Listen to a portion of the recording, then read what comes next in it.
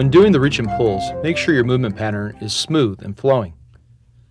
Also, when pulling back, it is important to remember to uplift and open up your chest. In the end phase of the reach and pull, your palms should be uplifted and level with the ground, as if carrying a food tray. At the end phase, it is also important to remember to keep your sternum and chest uplifted and opened up. From the side view, we can see that as the chest uplifts and opens up, the shoulder blades are pulling back and down, while at the same time maintaining core posture. At the end phase of the reach and pull, it is important to keep the elbows at right angles, with the chest being uplifted and the shoulder blades fully pulled back and down. It is important to pull the arms back using the shoulder blades in a down and inward motion.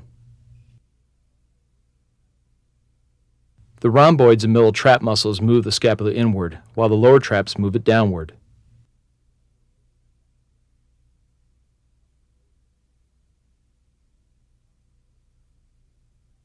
Some common mistakes are using the upper traps too much during the movement, thus creating tension in the neck.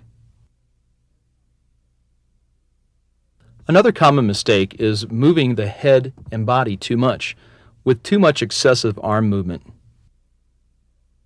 Here we can see with the elbows too far behind the shoulder joint, the sternum becomes collapsed, as well as the shoulder blades being in an uplifted and restricted movement pattern.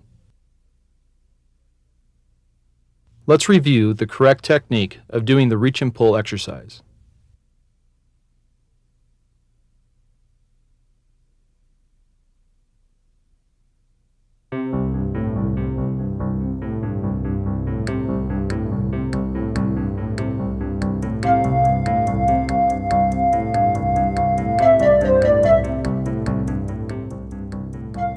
When doing the triangles and squares, it is important to pull back using your shoulder blade muscles. Think of your arms being a double door, and your arms are hinging around your shoulder joint. In the end phase, your arms should be in a square position or a box shape. Remember to keep your arms at right angles. In the beginning phase, your hands should form a triangle. If you feel pain in your shoulder joints or find the square position too difficult, you can modify this by lowering your arm angle down. In the end position, though, still maintain a right elbow angle with your arms. It is important to maintain good core body posture during the movement. Pull back using the shoulder blade muscles, while at the same time the chest cavity and sternum uplifts and opens up.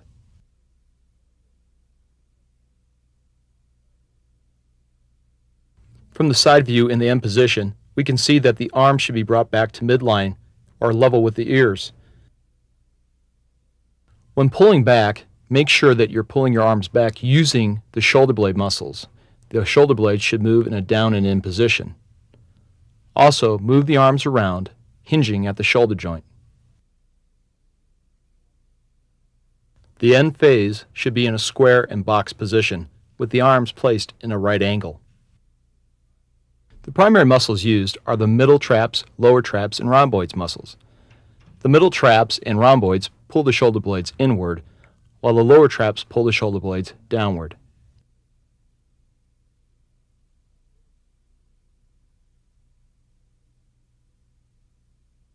If you're having a difficult time maintaining core posture when doing the triangles and squares exercise, do the exercise against a wall. Have your feet 6 to 8 inches away from the wall, with your back and your hips flat against the wall. When pulling back, make sure your arms go back to a right angle box.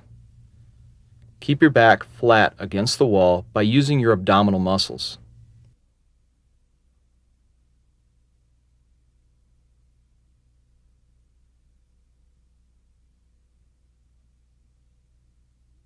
One of the common mistakes people make is moving the head and arms too much. Another common mistake is overextending the wrists in the end position, compensating for lack of movement in the shoulder joint.